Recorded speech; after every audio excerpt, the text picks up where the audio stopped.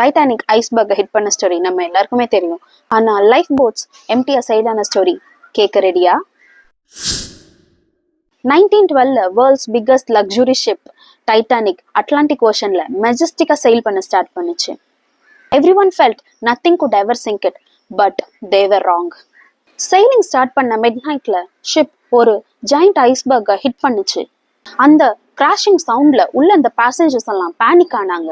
ஆனா உள்ள இருந்த க்ரூ மெம்பர்ஸ் கான்ஃபிடென்ட்டா டைட்டானிக் சிங்க் ஆகாதுன்னு நம்பினாங்க. அதனால லைஃப் போட்ஸ் ஹாஃப் எம்டியா தான் லான்ச் பண்ண ஸ்டார்ட் பண்ணாங்க. இமேஜின் ஃப்ரெண்ட்ஸ், ஒரு லைஃப் போட்ல 70 மெம்பர்ஸ் ஃபிட் ஆகலாம், பட் 12 மெம்பர்ஸ் தான் இருந்தாங்க அந்த லைஃப் போட்ல. மற்ற பேசஞ்சர்ஸ் எல்லாமே ஷிப்லயே ட்ராப் ஆயிருந்தாங்க. லைஃப் போட்ஸ் எம்டியா செயில் ஆக ஸ்டார்ட் பண்ணுச்சு.